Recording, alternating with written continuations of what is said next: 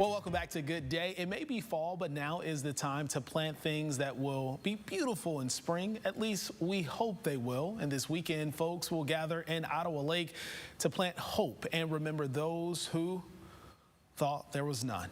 Janice and Penny French from Daughters of the American Revolution join us this morning with an invite to help and plant hope. So good morning to you, ladies. So this is an event and not only to plant things, but to remember those, right? Correct. So as you mentioned, we are with the Daughters of the American Revolution, the DAR. We're out of a chapter out of Windham, Connecticut. And every year we like to do a project that gives back to the community. And this year we decided it was really important to help spread the word and stamp out the stigma of mental health. So in doing so, we will be planting over 500 tulips at Little Blessings Veterans Outreach and Community Center, which is on Stearns Road out in Ottawa Lake, Michigan. So talk to us a bit about just the message that you have for veterans, those who maybe they don't think that there's any hope for them. Why is this so important that you all are planting these tulips to bring awareness to mental health issues? Absolutely. We're actually doing the project through an organization called the Yellow Tulip Project, and their goal is to plant these hope gardens across the country.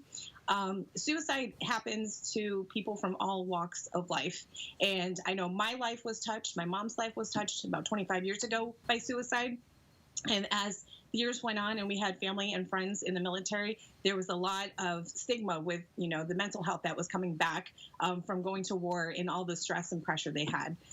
We know from fact that there are 22 veterans that lose their lives every day due to suicide.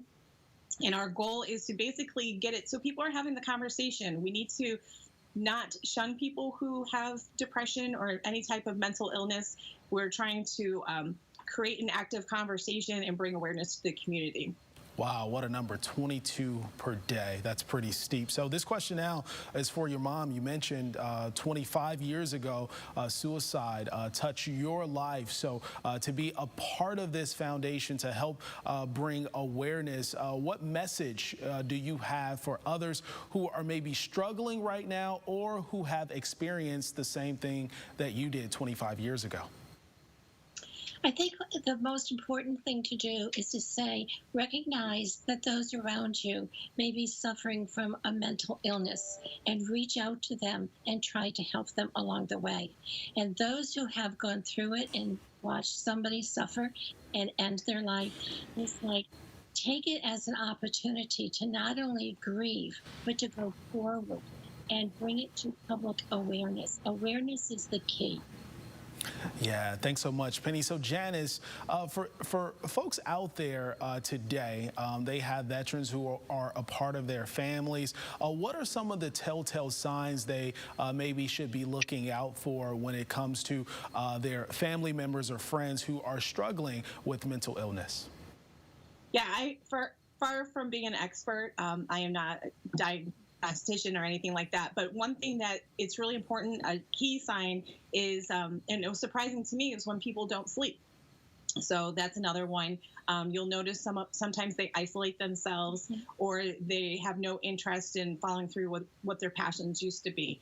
I think it depends on the person too.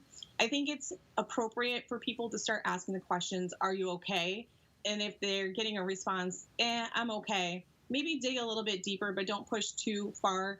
Just listen. The active listening and asking clarifying questions is so important. And be supportive. Don't be dismissive of it. Really good. Thanks so much, Janice. Like you mentioned, you're no expert on it, but some really good tips and advice there for sure. So again, when is this taking place and how can folks get involved?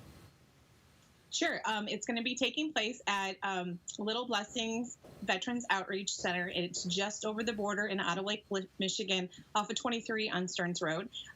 We're going to start at 11 o'clock, have a ceremony until 11:30. And directly afterwards, we're going to have everyone that's attending help us to plant the tulip bulbs. We have over 500 tulip bulbs to plant. And we picked this weekend because Monday, October 10th, is World Mental Health Awareness Day. And then we ask you all to come back in May, which is Mental Health Awareness Month, to see the tulips and, again, help us spread joy and happiness. Well, Janice and Penny, we thank you so much for joining us this morning, and we'll be sure to follow up in May. Thank you so very much. much. Well, we thank you for making Toledo's longest running 9 a.m. show a part of this Thursday morning. Make sure you stay with us for more. Good day.